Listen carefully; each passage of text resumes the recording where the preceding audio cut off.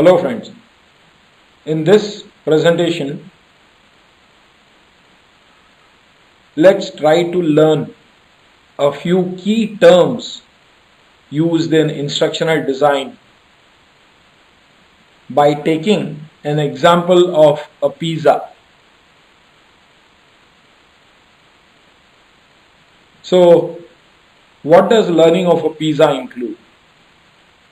Well, I have made a simple list here. So it includes what is a pizza, what's there in a pizza,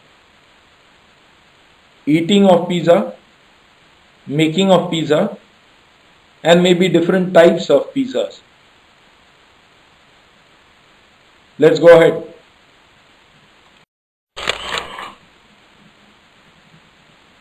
In this slide, I have simply numbered the items that I had listed earlier. So I have numbered them from 1 to 5. Let's go to the next slide.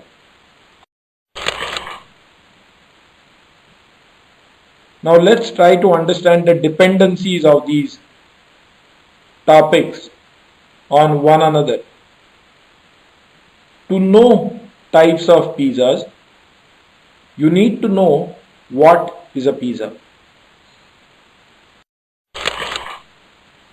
To know what's there in a pizza, you need to know the types of pizza. To know making of a pizza, you need to know what's there in a pizza.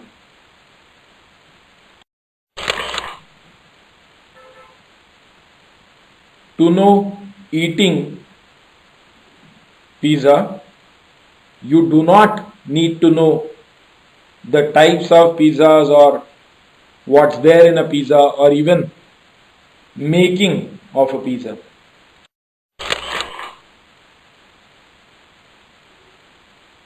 Well, now that we understand the dependencies, let's try and put the topics in the correct order. So I have simply rearranged them a little bit. So number 1, what is a pizza? Number 2, types of pizzas. Number 3, what's there in a pizza? And number 4, making of a pizza. We did notice earlier that number 2 depends on number 1. Number 3 depends on number 2. And number 4 depends on number 3. However, number 5 does not really depend on numbers 1 through 4. The learning content that you are going to provide is going to depend on the objectives of the course. So if you are offering a course for a pizza maker, a person who is going to make the pizza, the learning objective is going to be that at the end of the course, the person should be able to make the pizza. So this course will include all these points. That is, what is a pizza, the types of pizza, what's there in a pizza, and making of a pizza. For somebody who is going to eat the pizza, it should suffice to tell that person how to eat the pizza. However, just so that the person should be able to differentiate between a vegetarian and a non-vegetarian pizza, or should be able to choose the ingredients, I have included that topic here. So I am saying that for pizza eater, you may want to explain types of pizza and then eating of a pizza.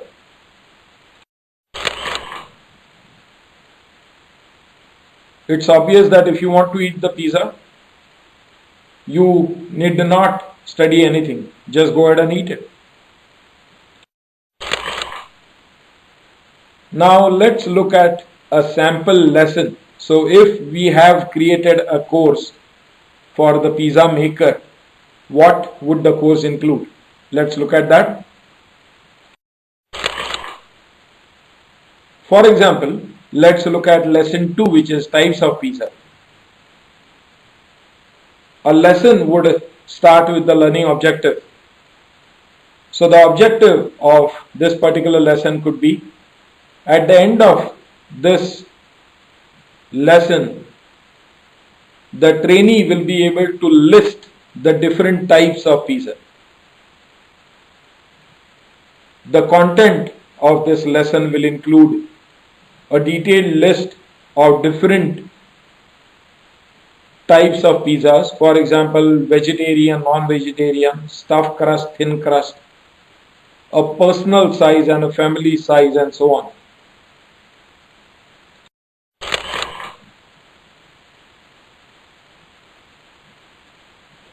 At the end of the lesson, I would include a quiz, and the quiz would try to find out if the objectives, the learning objectives of the lesson are fulfilled or not.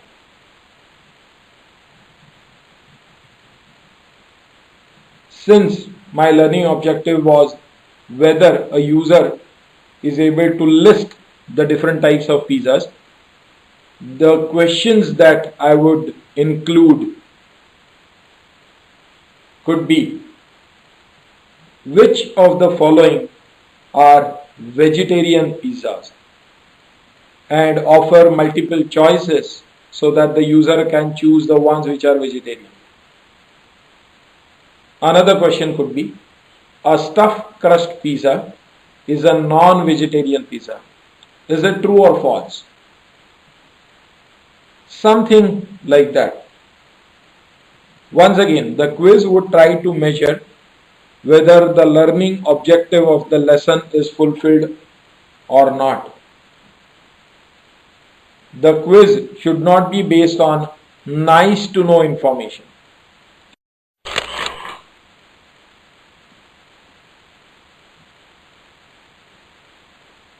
If you consider a typical lesson content, every lesson should have the learning objectives.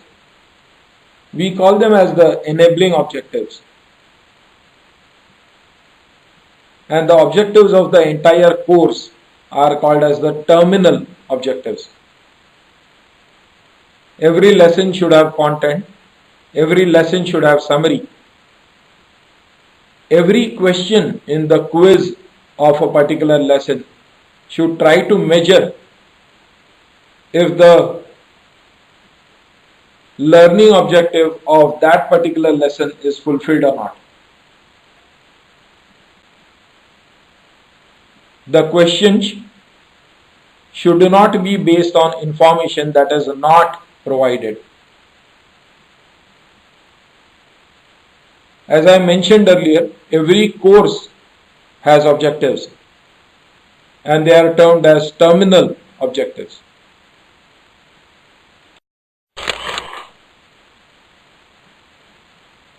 A little bit about the learning sequence. The learning should happen step by step within what we call as proximity of learning. If the learning happens in such a way that it taxes the learner, it leads to burnout, which is also the failure of the learning. It's important that every lesson should mention the prerequisite learning of that lesson before the starting of that lesson, which means that the previous lesson has to be completed before looking at the current lesson. This is what we call as the hierarchy of learning. Every lesson should also mention the next recommended lesson, if there is one, before the end of that lesson. This would guide the user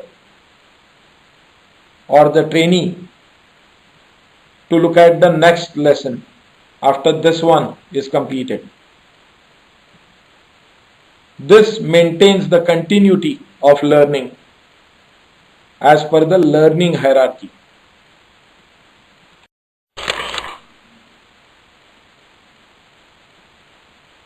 If faculty conducts the training, it is called instructor-led training or ILT. If the learning content is delivered to the student directly and the learning happens without the help of a faculty, it is called as self-learning. If the training happens with the help of a computer, it is called as computer-based training.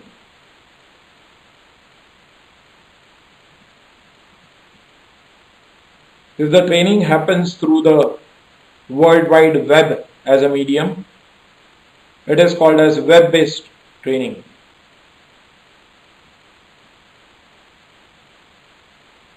Both computer-based training and web-based training are considered to be a part of technology-based training.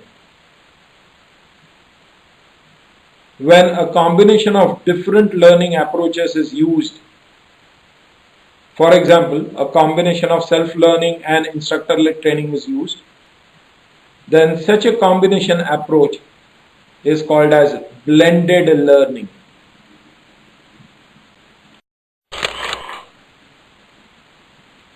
Let's talk a little bit about the learning material. The learning booklet that the student gets is called as the student's guide. The question answers prepared for the course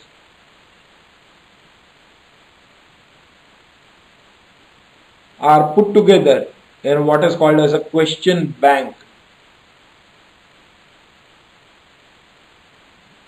The booklet that is given to the faculty is called as the faculty guide. Typically, the faculty guide would include a copy of student guide, question bank, PowerPoint presentations to be used in the class,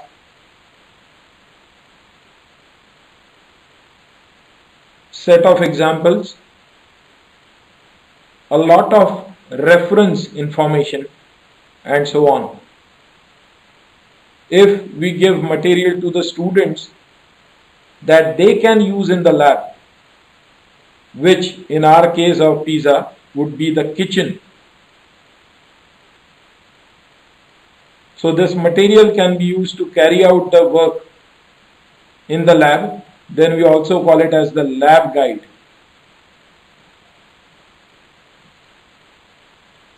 Typically, when you prepare a lab guide for courses related to software applications, they may also be termed as tutorials.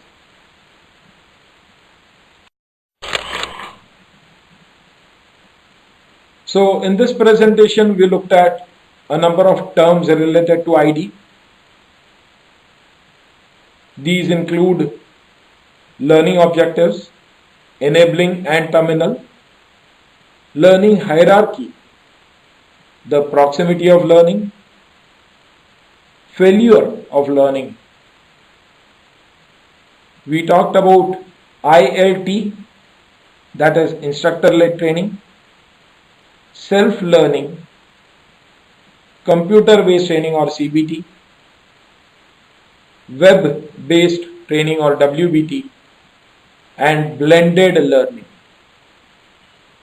We also talked about different types of learning material, including student's guide, question bank, faculty guide, lab guide, and so on. I hope you liked this session, and it was a quick and easy effort to learn some of the key terms related to instructional design.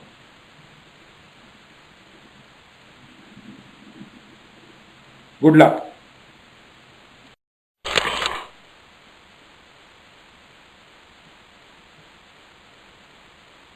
Thank you for looking at this presentation. Feel free to send me your feedback and suggestions. My email ID is mac@ technorights.com.